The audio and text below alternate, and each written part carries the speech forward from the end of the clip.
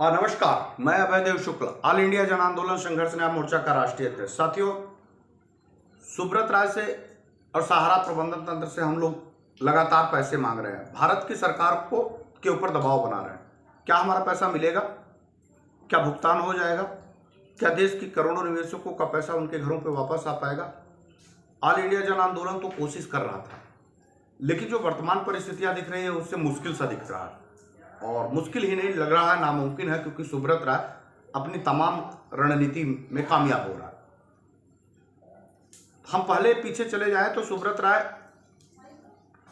लगातार देश के लोगों को गुमराह कर रहे थे कि हमारा पैसा सहारा सेवी के द्वारा तमाम बंदिशें लगा देने के कारण हमारे पैरों में बेड़ियां जकड़ उठी है, जिसके कारण हम देश के निवेशकों का भुगतान नहीं कर पा रहे।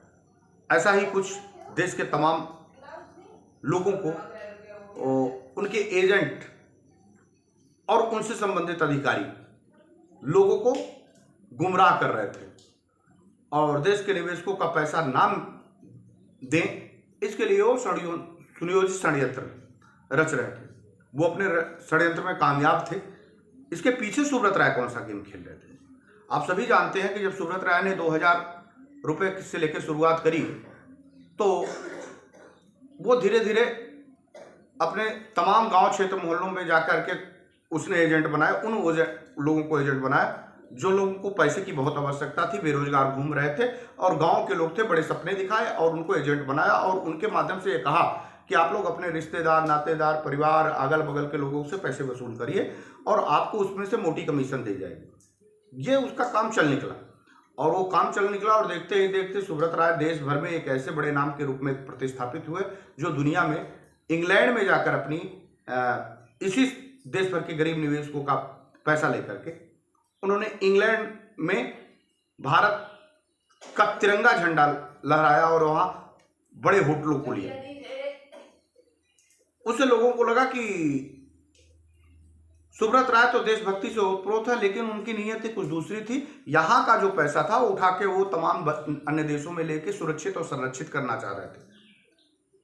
उन्होंने देश में एक और माहौल बनाने की कोशिश करी कि इतनी बड़ी कंपनी हमारे पास है, 12 लाख कार्यकर्ता हमारे पास है, सबसे ज्यादा रोजगार मैं दे रहा हूं और इंडियन रेलवे के बाद सबसे बड़ा रोजगार देने वाला सहारा समूह है। यह एक प्रोपोगंडा था। उसके लिए उन्होंने लखनऊ में विश्व रिकॉर्ड बनाने के लिए राष्ट्रगान कराया। ये सब भारत के तमाम निवेशकों को लूटने की एक सुनियोजित साजिश थी। उसके आड़ में वो तमाम उद्योगपतियों को पीछे छोड़ते हुए एक बड़े राष्ट्रभक्त के रूप में एक बड़ी कंपनी प्रतिस्थापित कर ले गए। उसके पीछे उसकी मंशा थी कि इन सभी लोगों को, गरीब से गरीब लोगों को, उनका टारगेट गरीब लोग और मध्यम वर्गीय के लोग थे, उनसे वो पैसे वसूल करते थे ताकि वो पैसे मांग ना पाए और उनको गुमराह करके हम आने वाले दिनों में इस पैसे को मेडोसोनिया शिफ्ट करा दें। उन्होंने अपने पुत्रों को मेडोसोनिया शिफ्ट करा दिया। लेकिन इस बीच में जो खेला हुआ, उस खेले को आप समझिए, वो खेला अकेले सुब्रत राय ने नहीं किया।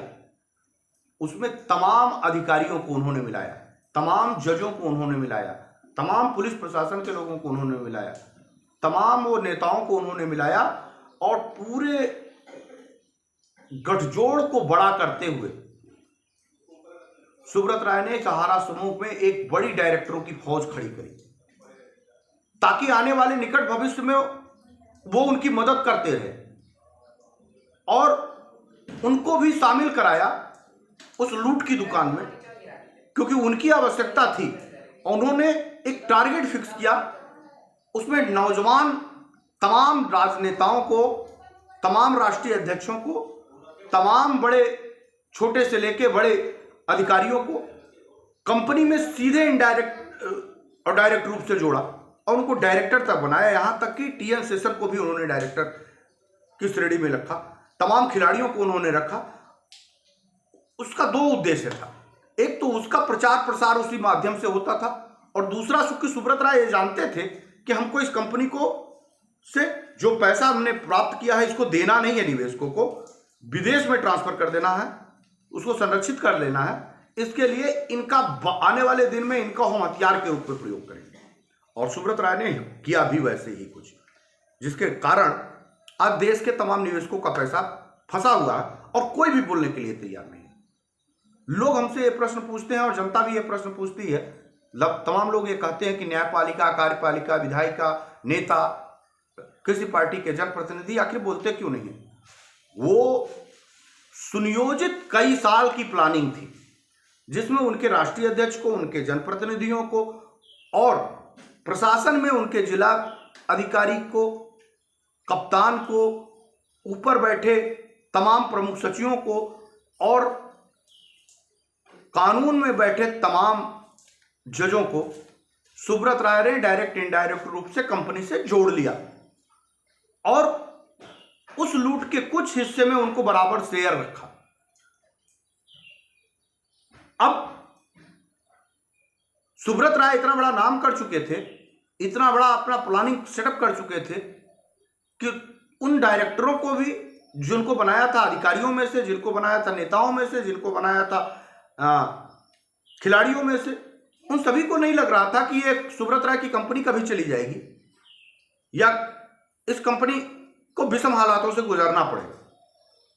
इस नाते वो धड़ल्ले के साथ उनका प्रचार कर रहे थे और उस प्रचार को देख के तमाम भोले भाले लोग कि इतनी बड़ी कंपनी है और इतने बड़े बड़े लोग इसका प्रचार कर रहे हैं, ये कंपनी जाएगी नहीं, वो अपना पैसा उसमें डंप कराते रहे।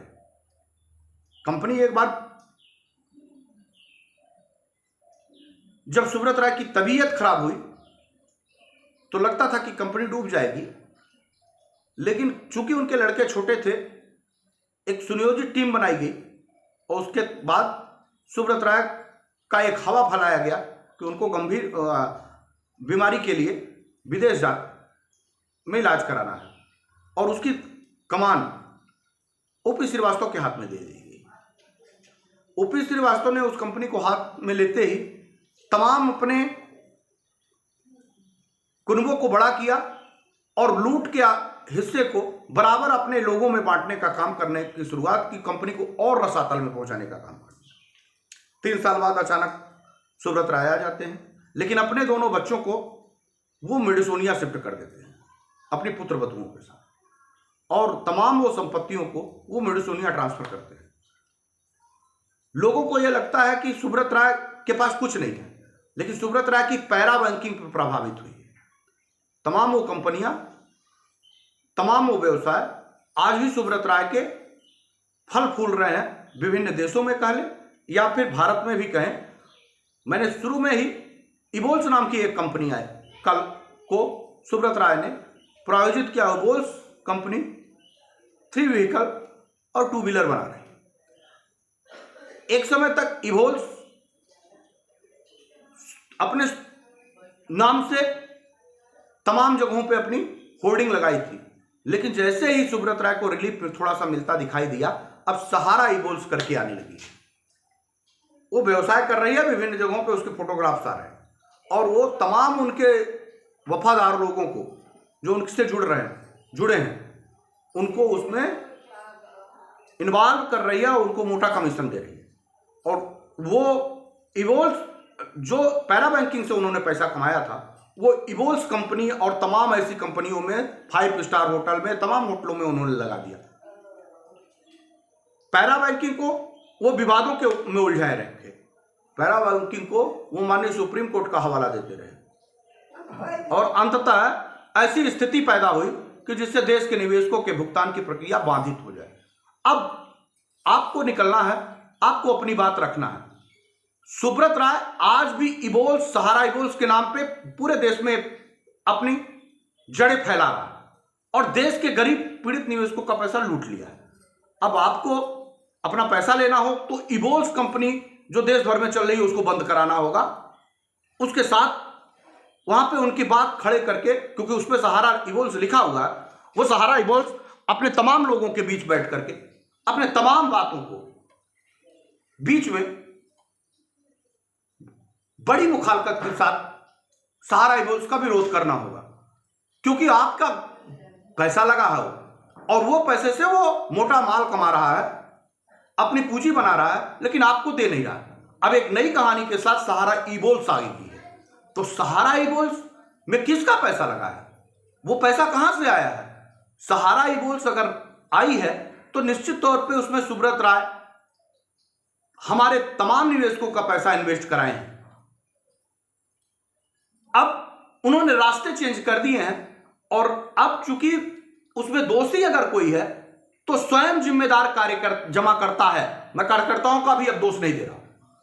कार्यकर्ता तो उनके थे, उनको जो करना था वो कर गए, उनको मोटे कमीशन मिलने थे वो मिल गए, वो हमारे साथ नहीं जुड़ने वाले और वो आंदोलन को बड़ा नहीं कर रहे हैं। वो अपने पैसे के लिए ही प्रयास कर रहे हैं कि उनका पैसा निकल जाए, जमाकर्ताओं का पैसा भाड़ में चला जाए। लेकिन अगर जो गलती किसी की है तो कार्यकर्ताओं की नहीं, जमाकर्ताओं की है, क्योंकि उनका खुद का पैसा और निकल नहीं रहा है और अपने कार्यकर्ताओं से भी नहीं पूछ रहे हैं, उनके ऊपर दबाव नहीं बना पा रहे हैं और अपने पैसे के भुगतान के लिए सरकारों की तरफ आंखें लगाए बैठे हैं। सरकार आपकी गुलाम है क्या पैसा देगी? आपने सरकार को पैसा दिया था क्या? आपने सहारा के एजेंटों को पैसा दिया था और सुब्रत राय के कंपनी में दिया था।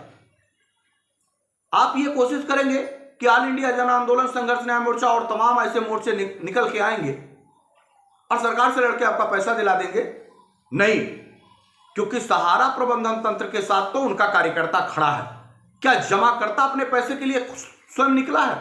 हमने 3 सालों से ये कोशिश करी है, लगातार 3 साल 4 साल से ये बड़ी कोशिश कर रहे हैं कि हम कार्यकर्ताओं जमाकर्ताओं का एक मंच साझा करा पाए, लेकिन हम कामयाबी इस नाते नहीं हो पा रहे हैं क्योंकि जमाकर्ता साथ खड़ा नहीं हो पा रहा। जमाकर्ता को यह लगता है कि कार्यकर्ता उसका पैसा दे देगा। अरे कार्यकर्ता को पैसा देना होता तो 10 साल वो क्यों लगाया?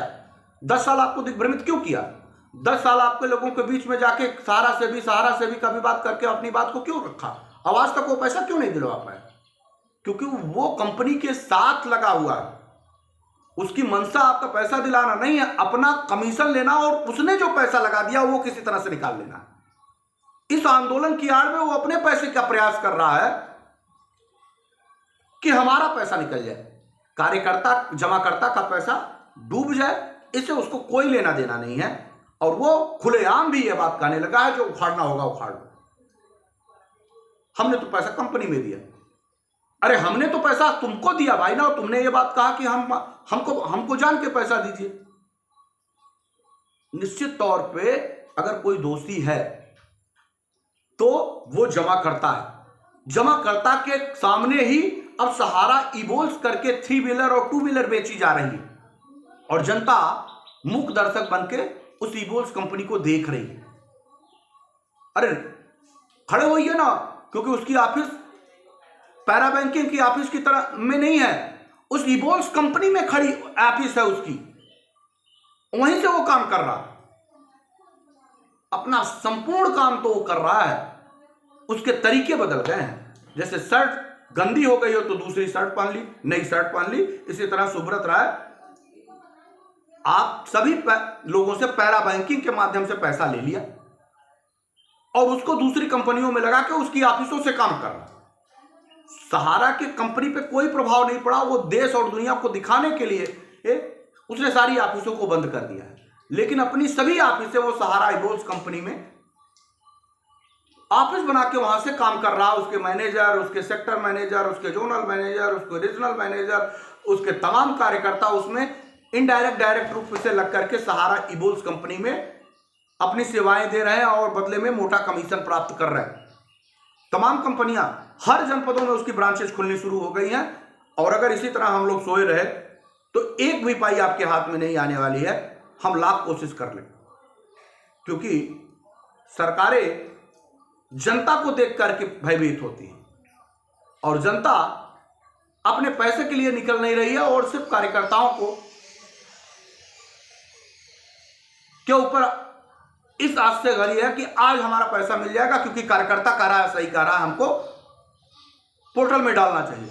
डाल दीजिए पोर्टल में।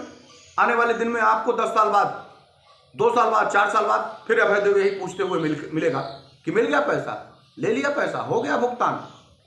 फिर आपके पास तब कोई चारा नहीं रहेगा, तब तक आप अपने सभी हाथ कटवा डालेंगे और सभी बांड को उनके पास तक भेज देंगे। तो सहारा ना डूबी थी ना डूबी है। सहारा अपना काम कर रही है, सहारा अपना संपूर्ण व्यवसाय कर रही है।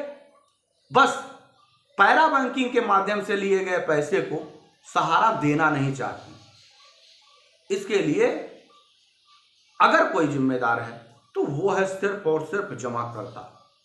उसमें ना कोई सरकार दोषी है, ना कोई एजेंट दोषी है, और ना सहारा प्रबंधन तंत्र दोषी है। क्योंकि आपका पैसा खुद है और आप लेना नहीं चाहते तो आपको कोई संगठन दिला नहीं सकता, कोई समूह आपके लिए खड़ा होकर आपके पैरवी नहीं कर सकता। पैसे के लिए आपको स्वयं पैरवी करना होगा। अगर पैसा चाहते हैं तो ऑल इंडिया जन आंदोलन संघर्ष न्याय मोर्चा के साथ जमाकर्ता निकलना चाहिए। जमाकर्ता निकलेंगे तो कार्यकर्ताओं की मजबूरी हो जाएगी, या तो उनको घर छोड़ के भाग जाना पड़ेगा, आत्महत्या कर लेना पड़ेगा, या तो आपके निवेशकों के साथ खड़ा होकर आपके पैसे के भुगतान की मांग करनी पड़ेगी। और अगर कार्यकर्ता आपके साथ और जमाकर्ता एक साथ खड़ा हो जाएगा तो चाहे वो भारत की सरकार और चाहे वो सुब्रत राय, उसको आपके पैसे का भुगतान कर देना पड़ेगा। ये अकाट्य सत्य है। तो जुड़िए, ये वीडियो आज आप तक छोड़े जा रहा हूं कि सहारा की एक भी ऑफिस बंद नहीं है, बस ऑफिस का स्वरूप बदल गया है। अब जो ऑफिस आप सेक्टरों में देख रहे थे, फ्रेंचाइजियों के यहाँ देख रहे थे, जोनल पे देख रहे थे, रीजनल पे देख रहे थे, अब सहारा वीबोल्स कंपनी के नाम पे की ऑफिस खोल करके बाहर गाड़ियों को बेच रहे हैं और अंदर वो सहारा के प्रबंधन तंत्र के संपूर्ण कार्य कर रहे हैं। संपूर्ण कार्य कर रहे हैं। आपके हिस्से सिर्फ आएगा तो बाबा जी का ठुल्लू। धन्यवाद।